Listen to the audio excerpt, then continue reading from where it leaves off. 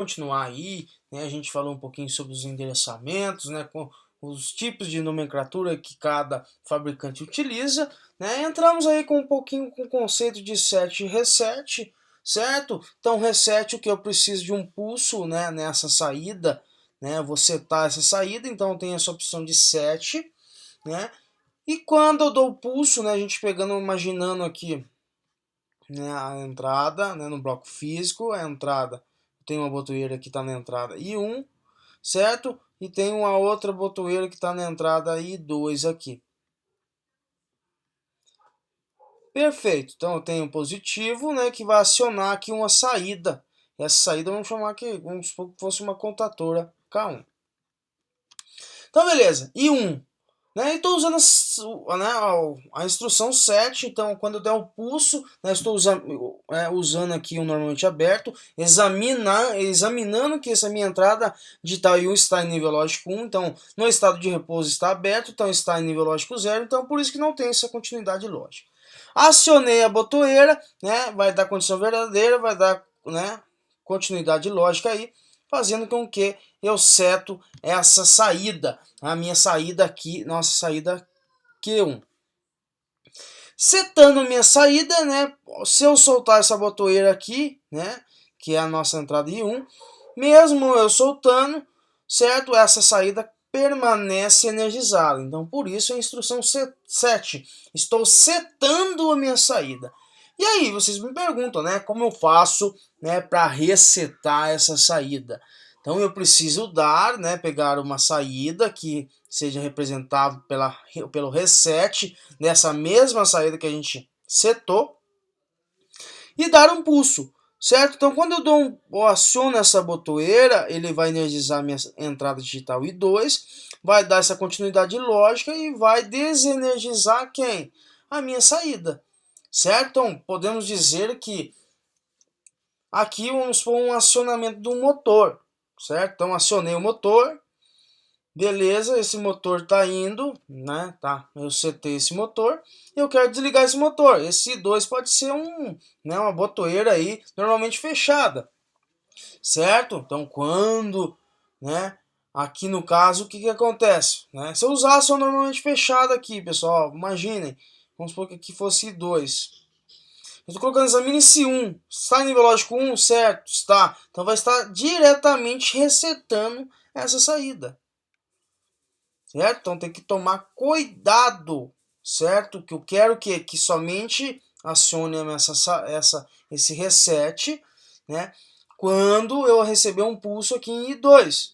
Mas aí, eu falo para vocês, se eu usasse um fechado, examine-se 0, certo? Minha entrada é I2.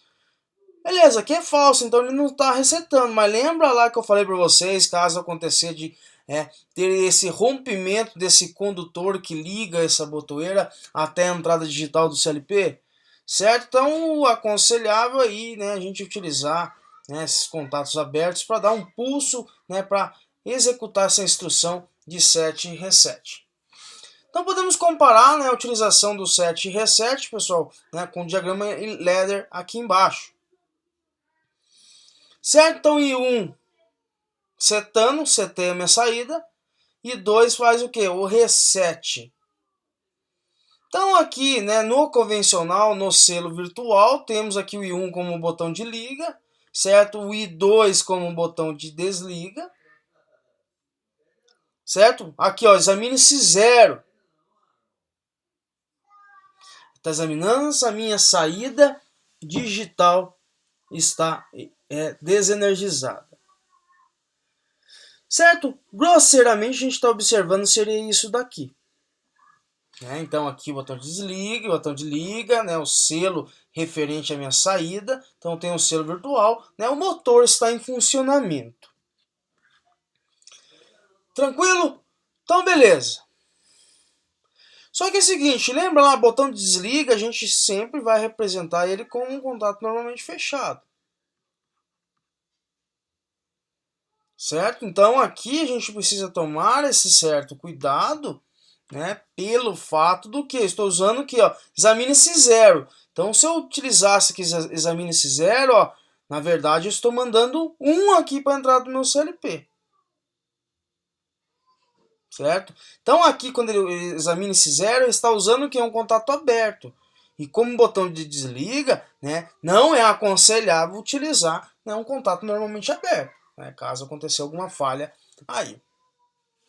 Algumas observações, pessoal, o CLP da Lembrada não seguem esse padrão, certo? Denominam-se o que? LET, né, como trava, e um LET, né, por sem trava, né, essa instrução de set e reset. As instruções são equivalentes na de set e reset, respectivamente, né, só muda, né, o nome. Não confundir o que, pessoal? Bobinas de autorretenção com bobinas retentivas, certo?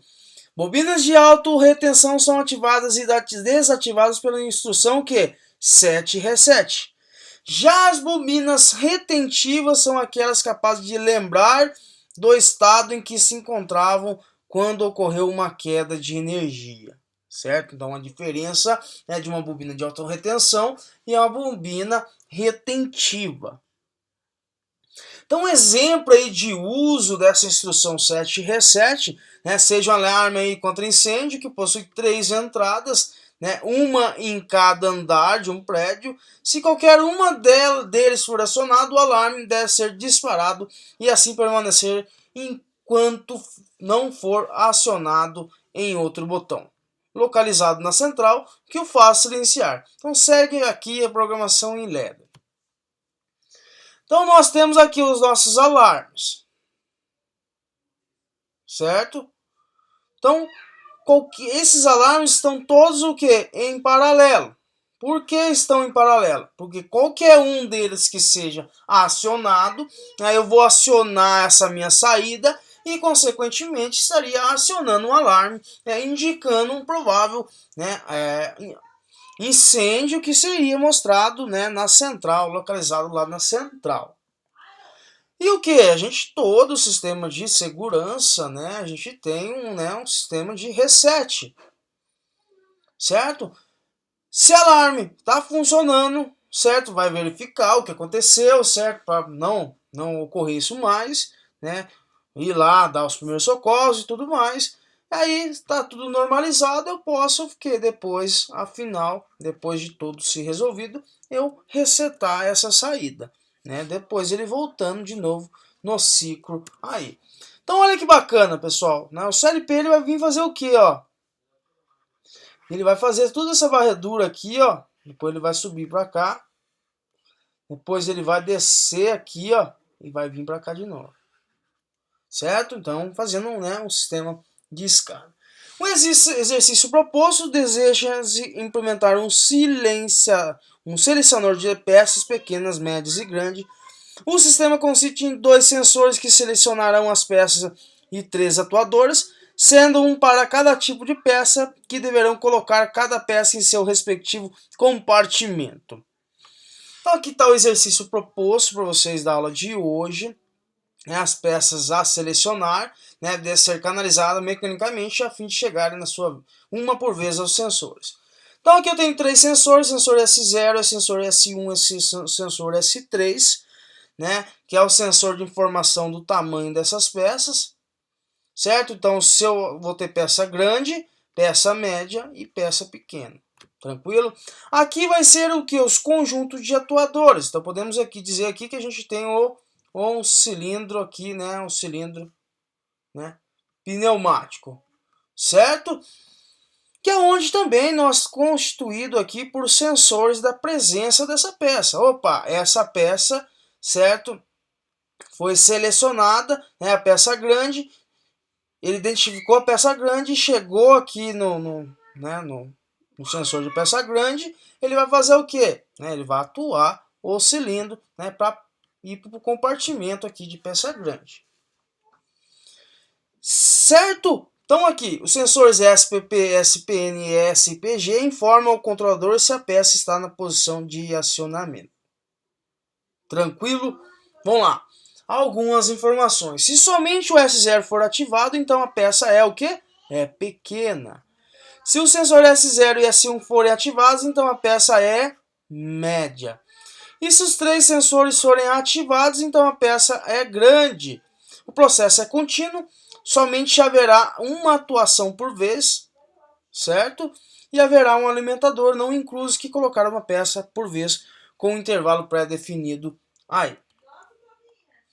Certo? Então aí está o exercício para vocês, né? Que nem novamente eu demonstrei para vocês essa instrução de set e reset, né? Depois eu volto ali com a simulação com vocês, como, né, achar essa instrução de set e reset lá no software.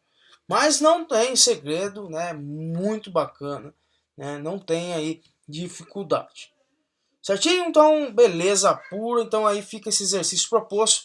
Tentem fazer o seguinte, pessoal, utilizar a instrução set e reset, né, e tentar realizar aí também pelo selo virtual. Tranquilinho? Então, um grande abraço aí, até a próxima.